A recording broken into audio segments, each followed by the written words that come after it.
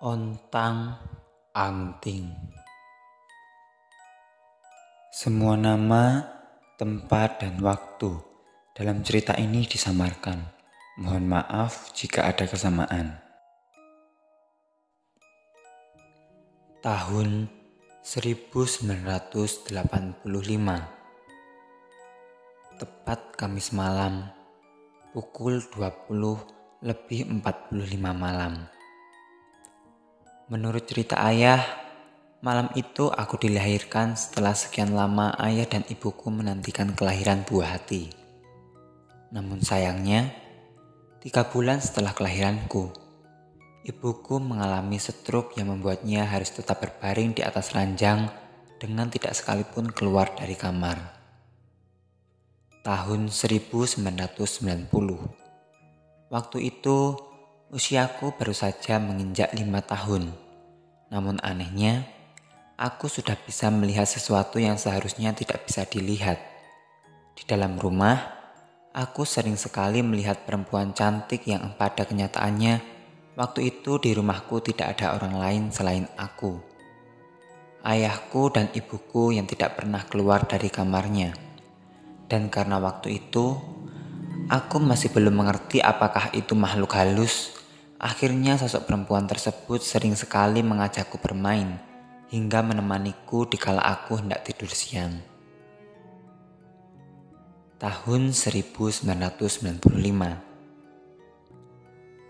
Ibuku yang sudah lama menderita karena penyakitnya, waktu itu akhirnya pergi untuk selama-lamanya. Malam itu sebelum ibu meninggal, aku sempat melihat ada segerombolan orang berpakaian hitam dan putih yang masuk ke dalam rumahku dengan tidak sekalipun mengetuk pintu. Namun, karena kurasa mereka semua adalah teman ayahku, malam itu aku hanya diam sambil terus mengintipnya dari arah kamar tidur.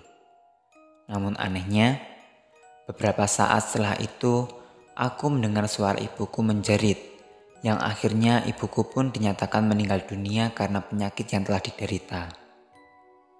Dan di situ, aku sama sekali tidak lagi melihat kemana perginya segerombolan orang-orang tersebut. Bahkan, ketika aku mencoba menanyakan kepada ayah, beliau nampak bingung dengan apa yang sudah aku ucapkan. Hingga akhirnya, seiring berjalannya waktu, aku pun kini tinggal berdua hanya bersama ayahku yang sepertinya beliau tidak ada lagi niatan untuk menikah kembali. Selama hidup bersama ayah, aku jarang sekali keluar dari rumah. Karena saat itu, selain rumahku yang memang jauh dari pemukiman, bangunan rumahku memang terbilang sangat besar dengan tembok tinggi yang berdiri mengelilingi. Dan setelah kepergian itu, setiap harinya kini aku ditemani oleh Mbok Darmi ketika ayahku pergi bekerja. Mbok Darmi adalah salah satu warga di kampungku yang memang kurang mampu. Oleh ayah, beliau dipekerjakan untuk mengasuhku dan memasak secukupnya karena memang usia beliau sudah tidak lagi muda. Kenapa ayah tidak mempekerjakan pembantu saja? Benar. Karena ayah sepertinya hanya ingin menolong Mbok Darmi dan membantu agar beliau dapat bekerja dan tinggal di rumahku saja, mengingat rumah beliau juga sudah bisa dikatakan jauh dari kata layak. Selama bersama dengan Mbok Darmi, beliau sempat beberapa kali mengatakan jika aku adalah seorang anak ontang-anting yang seharusnya diruat. Dan tidak hanya itu, Mbok Darmi waktu itu sepertinya juga mengetahui jika aku mampu melihat sesuatu yang seharusnya tidak bisa dilihat. Yang ini ki senengane Bathara Kala. Itulah kalimat yang sering sekali ku dengar ketika Mbok Darmi menyisir rambutku. Bahkan, ketika beliau berbicara tentang kata ontang-anting kepadaku, aku sempat menanyakan apa maksud perkataannya. Namun bukannya memberi jawaban, beliau malah terlihat selalu tersenyum dan seraya memberi tanda jika semuanya akan baik-baik saja. Kowe durung wayahe ngerti, Nduk. Wis tenang wae, tak urusani. Soalnya bapakmu bolak-balik tak kandani ora gelem percaya. Ucap Mbok Darmi. Dan mulai saat itulah di rumahku sering sekali kulihat adanya kopi, dupa, dan sebagainya yang kini ku kenal dengan sebutan sesajen. Dan tidak hanya itu, setiap wetonku tiba, Mbok Darmi selalu terlihat selamatan kecil yang dibagikan kepada warga yang ada di sekitar rumah. Semua kegiatan tersebut tentu saja dilakukan tanpa sepengetahuan ayahku, karena ayah adalah orang yang memang sama sekali tidak percaya dengan hal-hal yang berbau adat istiadat. Hingga akhirnya, waktu pun berlalu begitu saja. Kini aku sudah tumbuh dewasa. Mbok Darmi yang semakin tua dengan ayahku yang kini sudah berhenti bekerja, membuat kami kini tinggal serumah bertiga. Saat ini, sudah tidak ada lagi selamatan dan sesajen yang biasanya sering dilakukan oleh Mbok Darmi. Hal itu tentu saja bukanlah tanpa alasan. Karena selain Mbok Darmi yang sudah sangat tua, kini ayahku juga selalu ada di rumah yang tentu saja semua kegiatan yang berbau adat dan tradisi waktu itu sudah tidak bisa dilakukan. Hingga akhirnya semua cerita ini pun terjadi.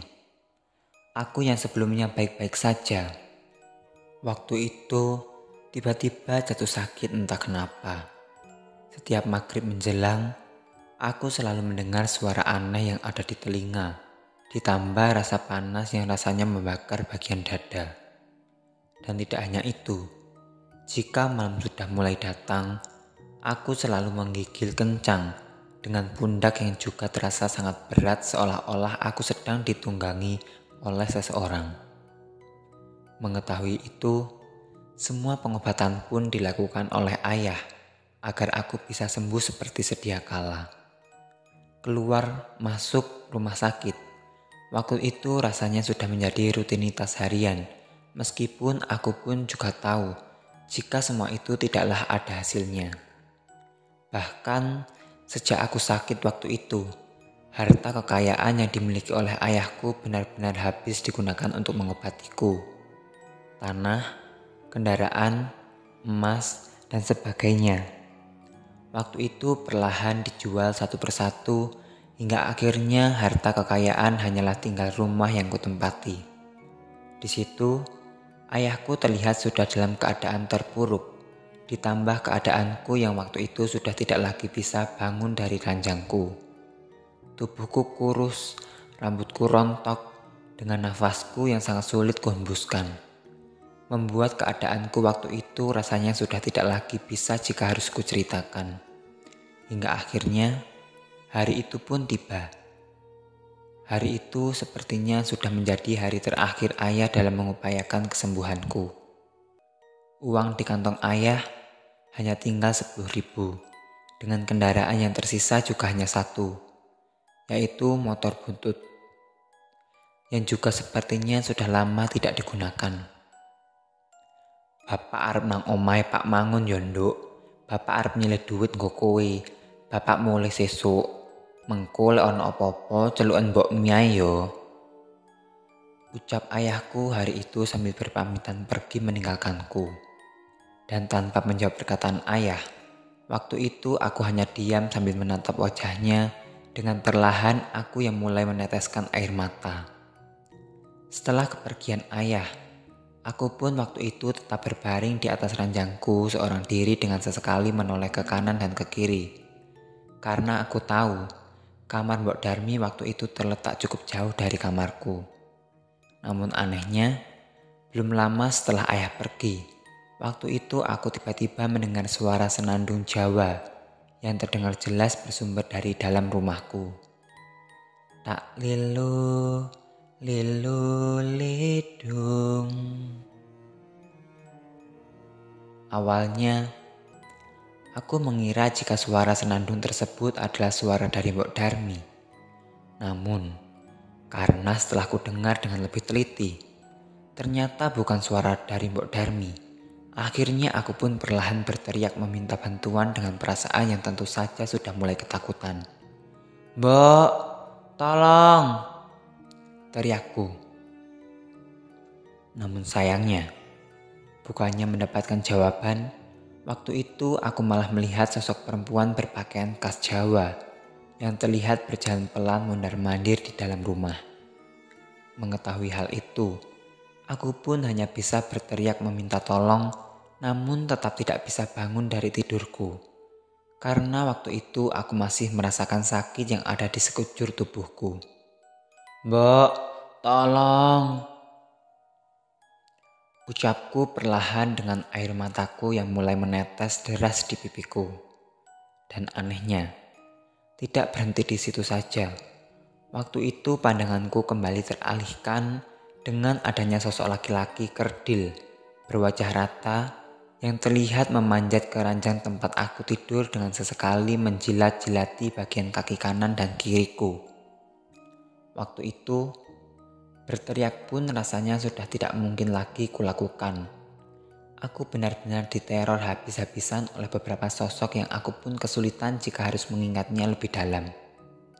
Yang jelas, waktu itu aku dibelai, dijilat, hingga diraba oleh beberapa makhluk halus yang memiliki wajah yang sangat menyeramkan. Namun untungnya, tidak lama setelah itu aku tiba-tiba mendengar suara Mbok Darmi yang terlihat mengusir semua makhluk halus tersebut dari kamar. Beliau terlihat sesekali berteriak kencang dengan diiringi suhu di kamar tidurku yang terasa dingin tidak karuan. Dan anehnya, ketika aku melihat Mbok Darmi masuk ke dalam kamarku, aku seperti tidak melihat Mbok Darmi yang kukenal sebelumnya. Mbok Darmi yang kukenal sebagai wanita tua dengan kain jarik lusuh yang selalu dikenakannya, waktu itu beliau terlihat lebih muda 10 tahun sebelumnya. Kulit yang sebelumnya terlihat keriput ditambah membungkuk setiap beliau berjalan, waktu itu juga sudah terlihat berbeda. Kebaya cantik dengan tubuh tegapnya membuat aku sempat kebingungan apakah beliau adalah benar-benar Mbok Darmi yang kukenal sebelumnya. "Minggato," teriak Mbok Darmi sambil melemparkan taburan serbuk putih yang ada di tangannya. Hingga akhirnya, setelah beberapa saat kemudian, gangguan yang kualami pun benar-benar pergi dengan tidak adanya lagi sosok yang sebelumnya kulihat menakutkan. Setelah beberapa saat kemudian, Mbok Darmi pun duduk di ranjang tempat aku berbaring dengan tangannya yang mulai perlahan memijat bagian kaki dan tanganku. "Mbok," ucapku lemah. Bukannya menjawab pertanyaanku, beliau malah terlihat tersenyum sambil terus memijat kakiku. Dan tidak lama setelah itu, aku pun akhirnya terlelap dalam tidurku. Sekitar pukul 17:30. Seperti biasanya, ketika maghrib tiba, aku pun kembali terbangun dari tidurku karena aku mendengar suara aneh yang ada di telingaku. Suara tersebut kini terdengar semakin mengganggu ditambah dadaku yang juga kembali terasa semakin terbakar.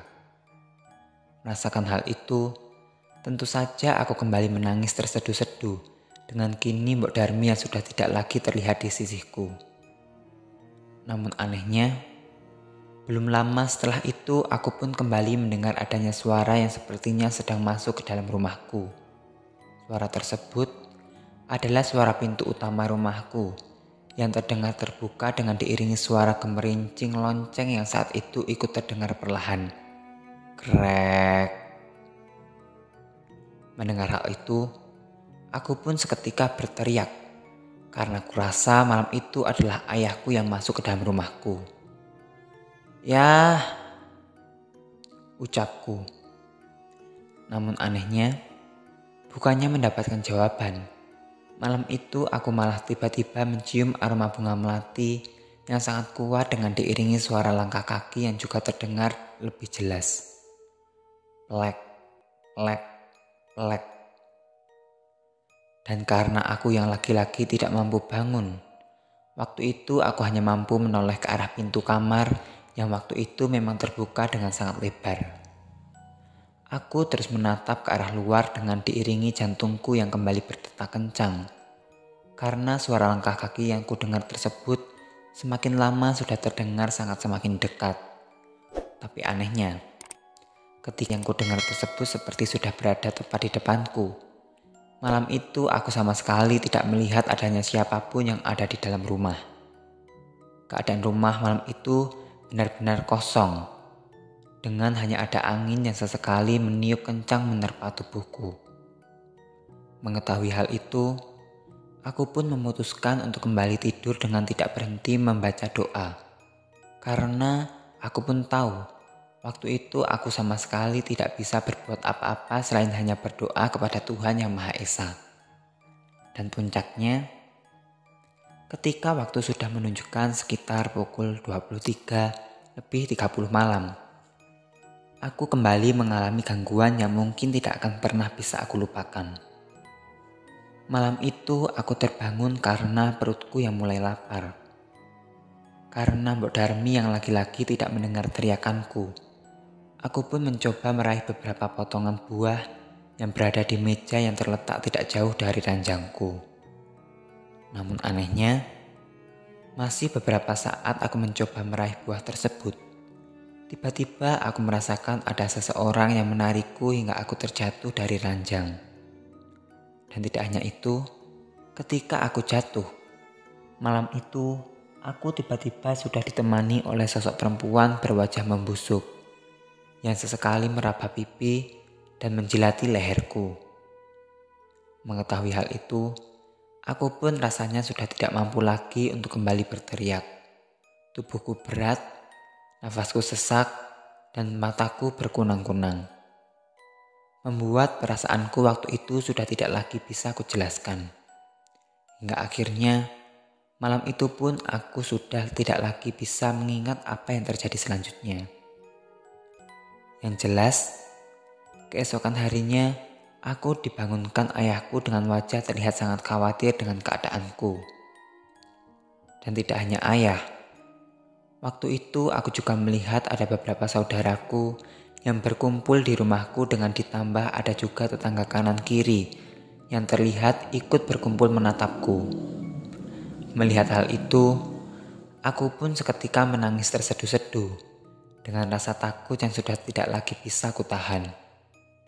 "Ayah, aku takut," tangisku sambil memeluk tubuh ayahku. Namun anehnya, ketika aku menangis waktu itu, tiba-tiba pandanganku teralihkan dengan adanya jenazah yang berbaring di ruang tamu rumahku, lengkap dengan kain putih yang sudah tertata rapi membalut seluruh tubuh jenazah itu. "Loh, siapa itu?" ucapku. "Mbok Darmi," jawab ayah dengan singkat. Mendengar hal itu, aku pun seketika kembali menangis histeris dengan perasaan yang saat itu sudah campur aduk. Mbok Darmi sepertinya sudah meninggal beberapa hari yang lalu. Tubuhnya sudah berbau busuk, ucap salah satu saudaraku sambil menepuk tubuh ayahku. Mengetahui hal itu, aku hanya bisa terus menangis terseduh-seduh dengan kini aku yang kembali dibaringkan di kamar tidur. Dan singkat cerita, setelah kematian Mbok Darmi, di rumahku tiba-tiba menggelar acara besar yang di situ juga ada sebuah pertunjukan wayang kulit. Yang setelah ku ketahui, ternyata di rumahku sedang menggelar acara adat Jawa yang disebut dengan ruwatan. Yang sepertinya sengaja ditunjukkan kepadaku, dan setelah prosesi ruwatan telah selesai, beberapa bulan kemudian, aku perlahan berangsur-angsur mulai membaik. Dan tidak hanya kesehatan, perekonomian keluargaku pun juga kembali membaik hingga akhirnya setelah beberapa tahun kemudian aku dinyatakan sembuh total dari sakitku, dan tidak lama setelah itu aku pun juga bertemu dengan laki-laki yang kini menjadi suamiku. Akhir cerita, setelah kematian ayahku, kini rumah peninggalan ayah akhirnya aku jual dengan aku yang berpindah tinggal di pusat kota yang berada di Jawa Tengah. Kini aku sudah memiliki 2 buah hati kecil dengan tidak lagi mengalami gangguan seperti itu lagi, meski terkadang Mbok Darmi masih sering terlihat menampakkan diri. Terima kasih teman-teman, Semoga cerita ini menemani hari-hari kalian. Sampai jumpa di cerita kami selanjutnya.